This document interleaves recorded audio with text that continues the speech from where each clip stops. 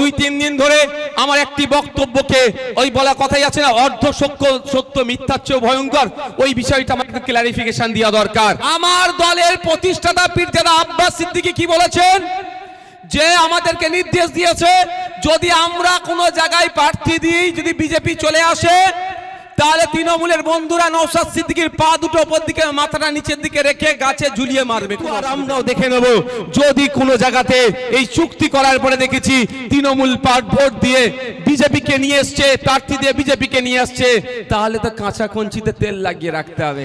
ভয় খেয়ে গেছে, দেখছেন এই কথাটাকে ভুল ব্যাখ্যা হচ্ছে। আমি চুক্তি করার কথা, আমি কোনোদিন মারপিটের কথা কোনোদিন বলেছি আর বলবো না। আমি শুধু কাঁচা কঞ্চির কথা বলেছিলাম যাতে এটা প্রকাশ হোক। আমরা কি চাইছি, রাজ্যের মানুষের কাছে যাক প্রকৃত অর্থে বিজেপির বিরুদ্ধে কারা লড়াই করছে। আমাদের ছাত্র জনতার এই সমাবেশ থেকে রাজ্যের মুখ্যমন্ত্রীর কানে পৌঁছে দিতে চাই, আর কয়েকটি দিন অপেক্ষা করব।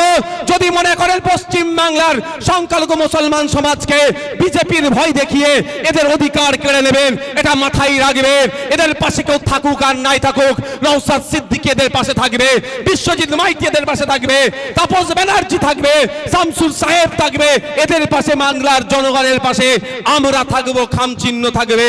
সুতরাং এদের প্রপার গাইডলাইন মেনে যদি সার্ভে না হয়, আগামী দিন কিন্তু আমরা যাব বিসিডব্লিউ ঘেরাও করব, প্রয়োজনে তালা লাগিয়ে দেব যদি সার্ভে রিপোর্ট না দেখাতে পারে।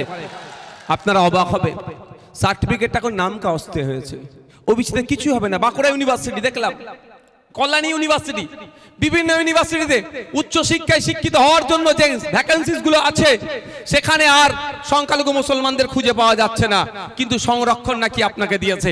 ওই সংরক্ষণের লাভ কি, যে সংরক্ষণ থেকে আমি ফায়দা পাবো না? তাই বন্ধুগণ, আজকে আমি রাজনৈতিক কসলাকসলিতে যাব না। আজকে আমাদের ছাত্রদের যাতে নাম জড়িয়ে আছে, শিক্ষা বিষয়টাতেই বেশি ফোকাস করে বক্তব্য দেব। তার আগে একটা কথা বলি, গত 2-3 দিন ধরে আমার একটি বক্তব্যকে ওই বলা কথাই আছে না, অর্ধ সত্য মিথ্যার চেয়ে ভয়ঙ্কর, ওই বিষয়টা আমাকে ক্লারিফিকেশন দেওয়া দরকার। আমি চালতাবেরিয়া অঞ্চলে প্রোগ্রাম করতে করতে বলেছি, আসুন আমরা তৃণমূল আমাদেরকে বলে আইএসএফ নাকি ভোট কেটে বিজেপিকে নিয়ে আসে, তাহলে একটা চুক্তিবদ্ধ হোক। আইএসএফ যেখানে যেখানে প্রার্থী দেবে, সেখানে যদি ভোট কেটে বিজেপি আসে, তৃণমূল যা শাস্তি দেবে তাই মাথা পেতে মেনে নেব। আর সাথে সাথে এটাও আমি বলেছি, এটাও চুক্তিবদ্ধ করতে হবে, মমতা ব্যানার্জিকে সই করতে হবে, যে ওই চুক্তিতে যেমন আব্বাস সিদ্দিকী সই করবে, মমতা ব্যানার্জিও সই করবে। যেখানে যেখানে তৃণমূল প্রার্থী দেবে, সেখানে যদি বিজেপি আসে, তাহলে আইএসএফ যা শাস্তি দেবে মাথা পেতে মেনে নিতে হবে। এ কথা বলেছিলাম।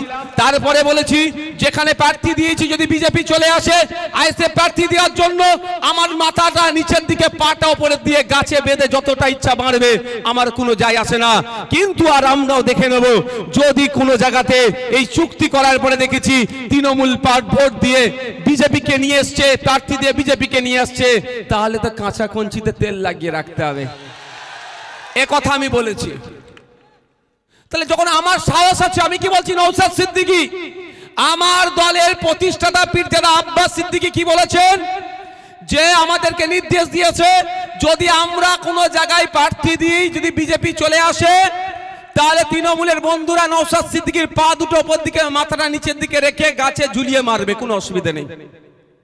আর আমরা বলেছি যদি তোমাদের জায়গায় বিজেপি চলে আসে, কাঁচা কঞ্চিতে তেল লাগিয়ে, ভয় খেয়ে গেছে, দেখছেন ভয়ের কি আছে ভাই? যদি আমরা বিজেপিকে আনার চেষ্টা করি, তাহলে তো ওনারাই এই সুযোগ তো পিটানোর। এই কথাটাকে ভুল ব্যাখ্যা হচ্ছে। আমি চুক্তি করার কথা, আমি কোনোদিন মারপিটের কথা কোনোদিন বলেছি আর বলবো না। আমি শুধু কাঁচা কঞ্চির কথা বলেছিলাম যাতে এটা প্রকাশ হোক। আমরা কি চাইছি, রাজ্যের মানুষের কাছে যাক প্রকৃত অর্থে বিজেপির বিরুদ্ধে কারা লড়াই করতে চাইছে। এই স্টুডেন্ট ফান্ডের লড়াই কি, ন্যাশনাল এডুকেশন পলিসি 2020 নামে শিক্ষিত ছেলেদের, গরিব সমাজের ছেলেমেয়েরা আর উচ্চ শিক্ষায় শিক্ষিত হওয়ার জায়গা রাখছে না। আর্থিকভাবে যারা দুর্বল, তাদের বাড়ির ছেলেরা আর উচ্চ শিক্ষায় শিক্ষিত হতে পারবে না। তাই স্টুডেন্ট ফান্ড বারবার আওয়াজ তুলেছে যে ন্যাশনাল এডুকেশন পলিসি NEP 2020 বাতিল করতে হবে। আর অপদস্থ রাজ্য সরকার শিক্ষামন্ত্রী ঘুরিয়ে আবার এইটাকে ইমপ্লিমেন্ট করার চেষ্টা করছে।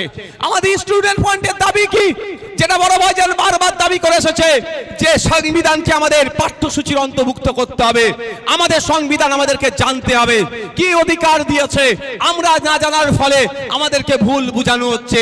এটা হচ্ছে স্টুডেন্ট ফ্রন্টের দাবি। স্টুডেন্ট ফ্রন্টের দাবি কি? কলেজগুলোতে ছাত্র প্রতিনিধি তৈরি হোক। ছাত্র প্রতিনিধি তৈরি করতে গেলে নির্বিঘ্নে ভোট করাতে হবে।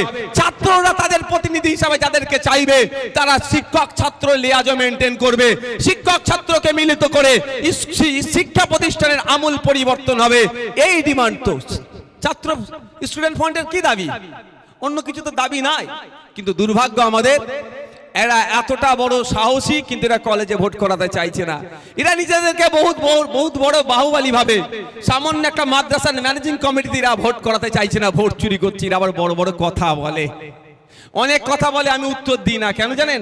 এই দেখুন আমাদের সামনে তারা দাঁড়িয়ে আছে এখানে, একদম একে একে উঠে দাঁড়াও তো, এখানকার যারা লোকালে আছে দেখো এরা যথেষ্ট আছে, দাঁড়াও না, দেখতে পাচ্ছেন এরাই যথেষ্ট, ওই জন্য আমি সব উত্তর দিই না। অসুবিধা আছে নাকি?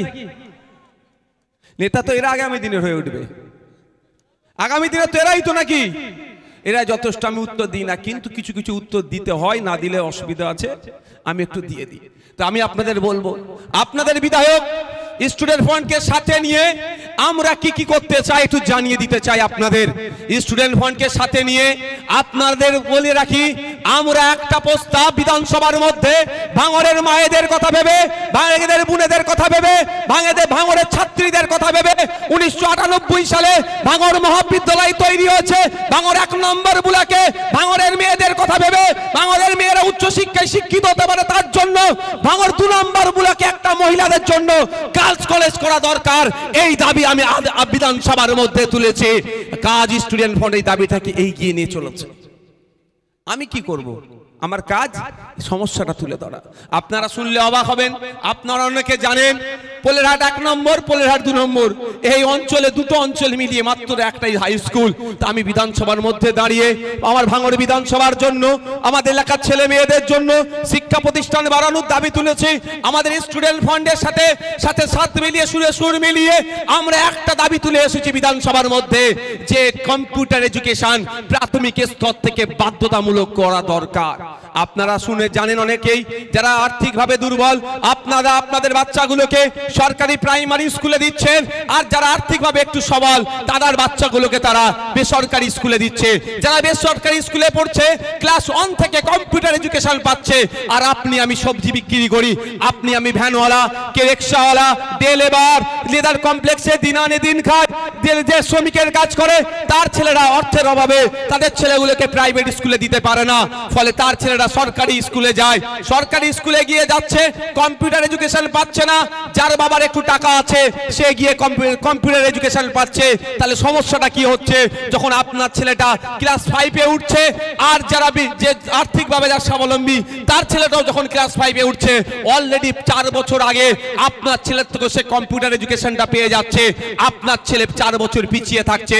তাই পশ্চিমবাংলার বিধানসভাতে স্টুডেন্ট ফ্রন্টের সুর মিলিয়ে আমি আপনাদের বিধায়ক হিসাবে শুধু ভাঙড়ের মানুষের জন্য নয়, রাজ্যের মানুষের শিক্ষার আমূল পরিবর্তনের জন্য, বিশেষ করে প্রান্তিক সমাজের ছেলে মেয়েদের ভবিষ্যৎকে সিকিউর করার জন্য, যেখান থেকে বুনিয়াদী শিক্ষা অর্জন করছে সেই জায়গা থেকে কম্পিউটার এডুকেশন বাধ্যতামূলক হওয়ার জন্য দাবি তুলেছি।